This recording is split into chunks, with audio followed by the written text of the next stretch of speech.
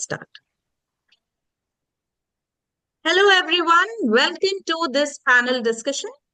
Our panel discussions are based on research-based surveys. This is episode 27, season 3. I'm your host, Aarti Bagdi Gill. I'm SDG4 AIF Global Ambassador. Today, we have a wonderful board of panelists with us.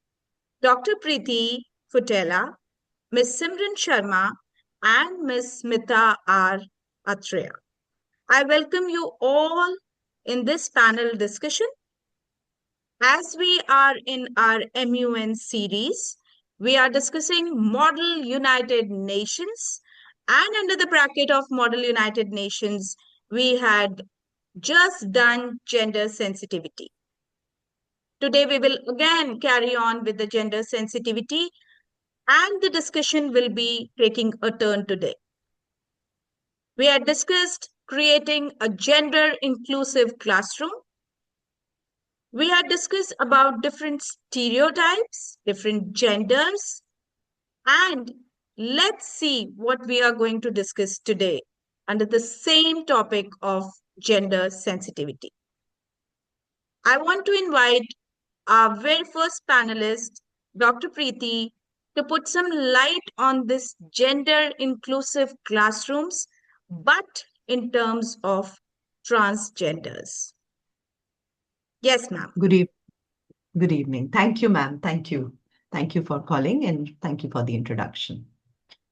The other day, we were talking about gender inclusive classroom, and today as well, we are talking about the same.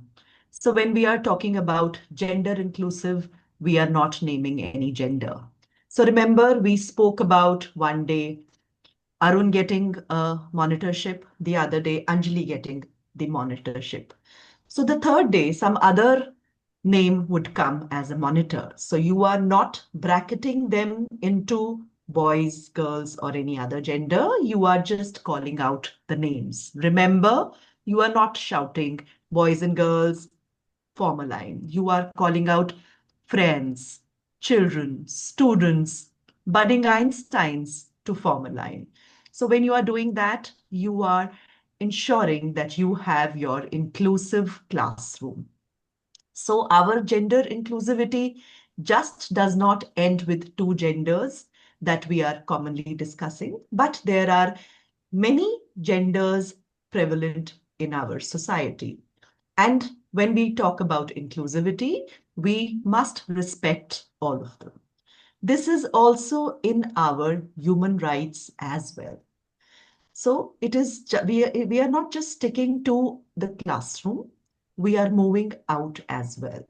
So the respect that is beginning in the classroom has to move out as well. So not just sticking that, yes, our school is an inclusive school. That is a wonderful thing. That is great that if inclusivity is being practiced in your school, in your classroom per se, but that inclusivity has to move outside as well.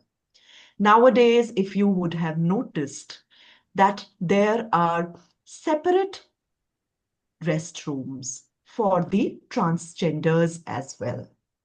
So seeing that as well, we can request at our premises as well. When I'm talking about premises, I'm talking about our schools as well, that we could have a separate washroom for transgenders as well. So there is nothing wrong in it. Until and unless it comes up, all are welcome. All are welcome, and there should be no discrimination. You don't know when. I always take an example. You go and watch a movie. So in the movie hall, the person who's sitting next to you, do you know who is that? You do not know that. We are living in a global world. We are living in a society where we have to be tolerant to each other. We have to understand each other. And that begins, as we always discuss, at the grassroots level. We have to train our children. When our children are trained, our society will be trained. So the youngsters, the young brigade that is there in your hands, you are so blessed that yes, you can pass on. your ideas, your views to them. You can also brighten up with those bright children. And yes, to the inclusivity. We are not those 20th century teachers. We are the 21st century teachers with the 21st century learners. Let us give those learners, those teachers that can move with them in the society. And this is what society wants. So, this topic is not that it is applicable now. We have been debating and talking about it since many years, say around 10 to 15 years.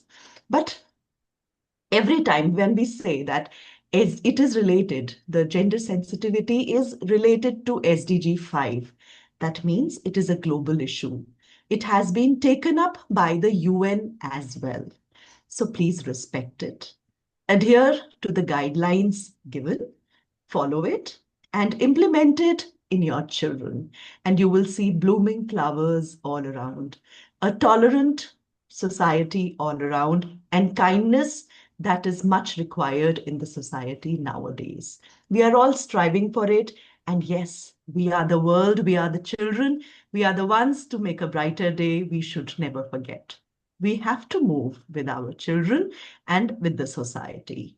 So, yes, to the inclusivity, and we have to say that we are gender inclusive school, we have gender inclusive classrooms, and we have gender inclusive society as well. With this thought, we move ahead and we say that yes, be it whatever gender, the transgenders, or whatever gender you call them by name, we are we have no submissions. Otherwise, all are welcome in our society. So it is a request, raise your kids in a gender neutral environment. That is good for them, good for the society, and good for all of us. Let us move with the wind. The change has to come every day. So you cannot be that, no, you cannot be rigid that you have to follow one thing. You have to move ahead with the stride and follow the change that comes. Well said, Thank you. Preeti ma'am.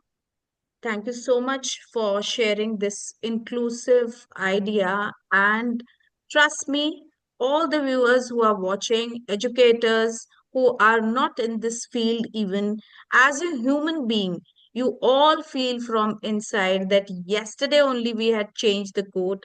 Practice makes person perfect, right? So we all are on the right to raise this campaign, and trust me, it is not a one day trial, it's a big deal. So we are looking forward, each one of you should support this. Do transgenders should welcome in the classroom environment as other children, or you can say as part of the classroom only? So let's move forward with this panel discussion, and I want to invite our next panelist, Ma'am Simran, for this. Yes, ma'am, please. Very good evening to one and all present here, and thank you, Aarti ma'am, for giving me this opportunity to share my views on how we can promote inclusivity for transgender students in our schools. This is a very, we can say, sensitive topic, but very important topic that we need to address. We can no longer say that we do not know about this topic or we don't want to talk about it. So let's start with, I'll just give you some input. Say in India, schools are often the first public spaces where children learn who they are, how authority works, and how and what society expects from them. So, beyond textbooks and exams, schools silently teach children about belonging, acceptance, and self worth.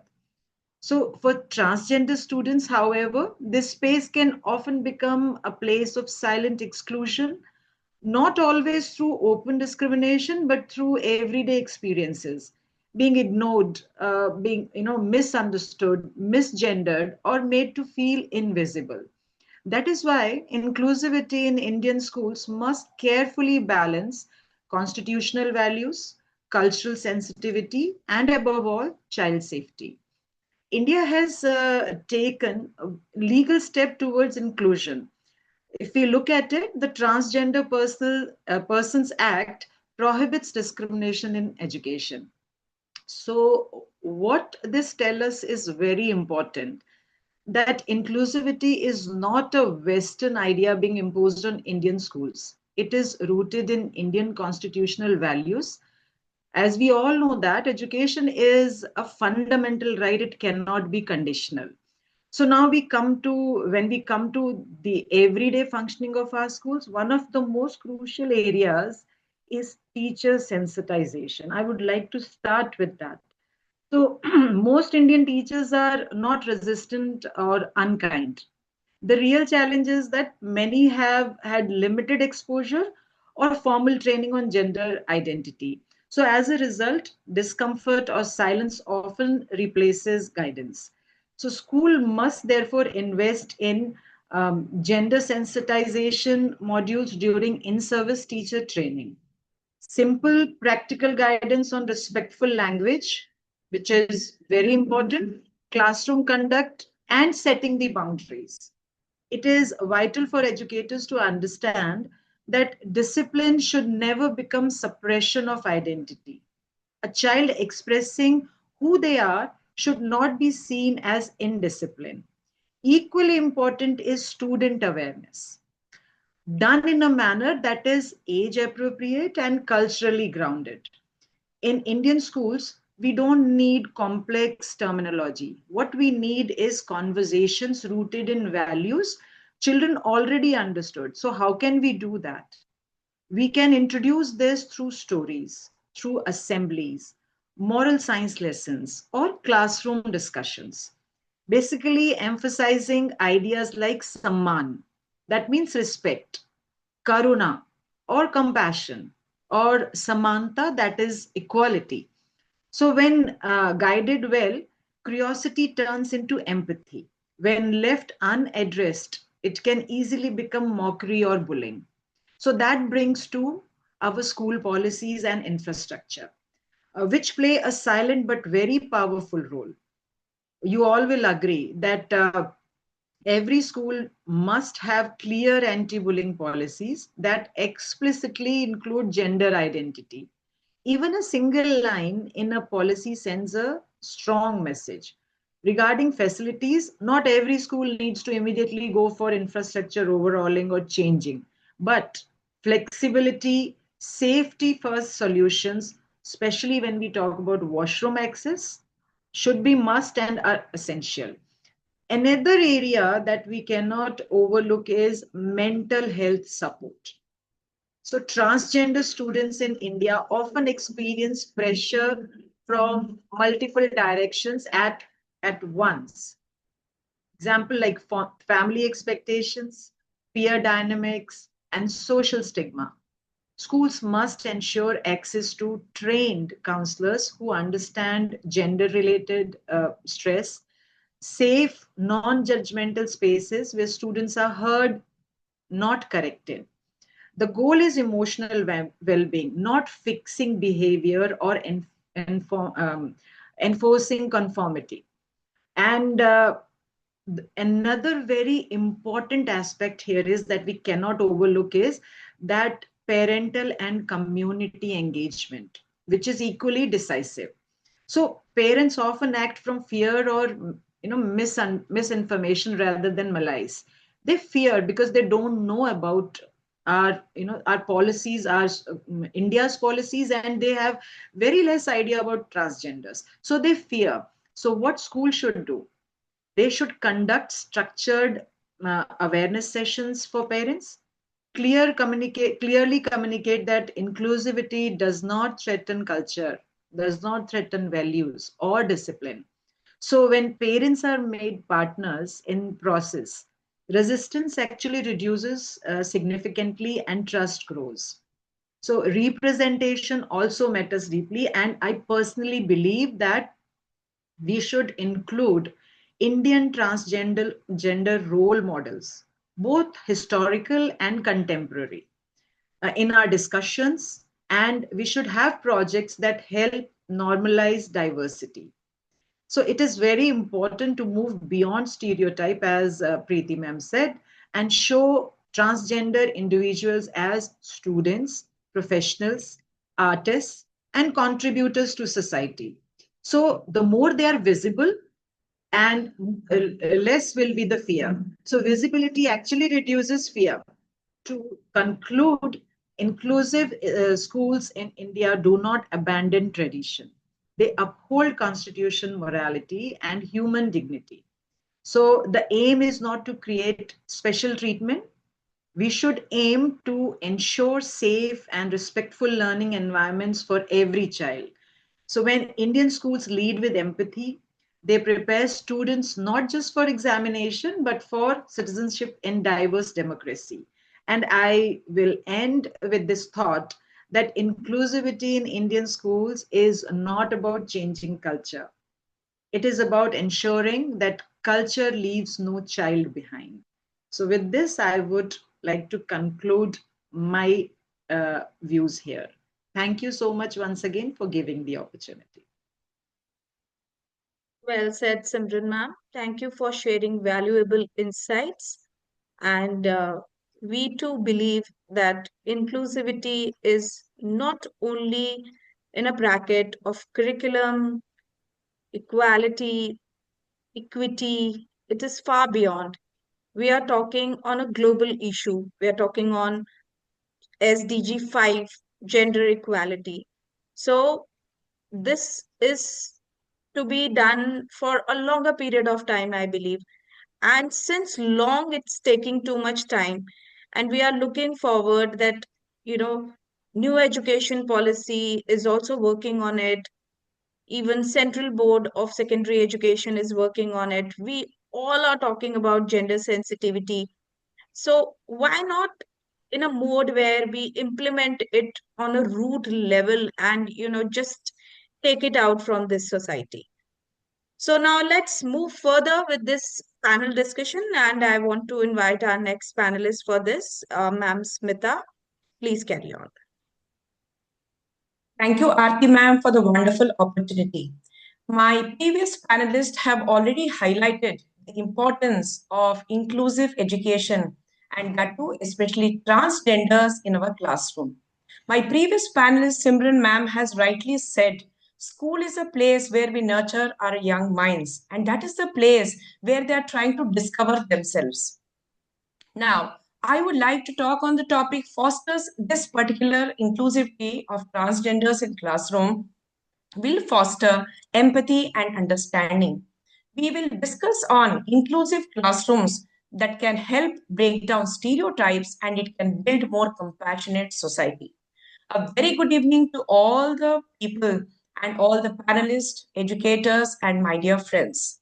As the famous quotation goes by Malala Yousafzai, she rightly said, "We cannot all succeed when half of us are held back." These words remind us that true progress in SDG 5, which is gender equality, is only possible when we open the classroom doors for everyone, irrespective of their identity or their gender.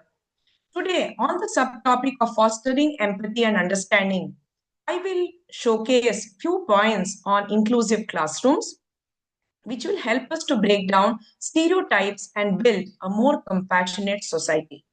The few key points which I would like to share is that in an inclusive classroom, students are exposed to diverse lived experiences. As we know, as teachers, we provide the teaching learning experiences to them. And that is the place where they discover themselves. That is the place where they are going to see some stereotypes, some type of biases which are already there. Now, let us imagine a secondary school classroom where a transgender student shares her journey during a group discussion event on her identity. The peers who are there are able to listen to her problems and they are able to see what kind of hazards the person or the student is facing. So during these kind of group discussions, the peers who have these kind of biases will see that it is not okay to have these biases. So such exposures will give or will reduce the prejudices by almost 25% according to the statistics. So classroom will become a safe space for all the students to shatter their inhibitions under the empathy light of all the teachers.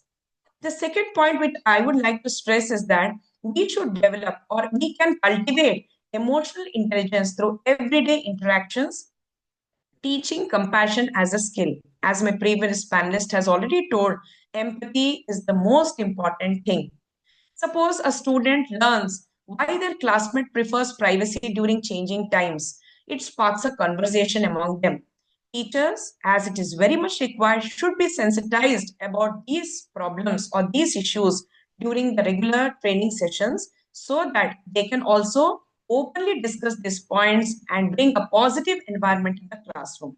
Research also says that when we have such type of classrooms, there is a reduction of 30% of the kind of hostile environment the students face, and then there will be around 50% better empathy scores among the students. The third point that I would like to stress is that inclusive environments foster leadership, allyship, and it is going to prepare the youth for the equitable world. Now, as we know, students who are there in a school with us, they are the future leaders or they are the future citizens. If they are sensitized about these important problems or these important issues, they are going to become great leaders. Imagine a student who's a transgender by identity wins a quiz competition or is a sports captain or is winning a competition. Now, every child is going to identify that child by the talent, not by the identity. Reports on gender equality highlight how this builds future leaders and it is going to advocate the equality in the society. Integrating transgender students inspires peers to champion equality, creating ripples for a societal change. Whatever points I have discussed, they aren't abstract. They're just the blueprints for the action that we teachers have to take, and we have to sensitize our students. As we know, awareness is the most important thing that we should do among the students, the teachers, the parents, and the community. Inclusive classrooms don't just welcome transgender students, they transform us all, weaving empathy into society's fabric.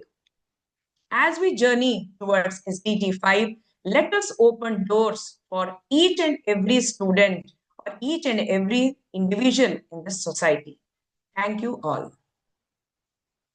Thank you so much to all the panelists. And we all are change makers, I believe. And equality has no gender, I believe. So we all are equal. So everyone should have access of this classroom learning system. And with this, we end this panel discussion. Thank you so much to all the viewers who are watching this. You can share your queries at abcteaching875 at gmail.com. You can check the description box for all the important links. You can mark your attendance and check the certificate generation link in the comment section. Thank you everyone for watching. Bye bye and take care. Thank you. Bye.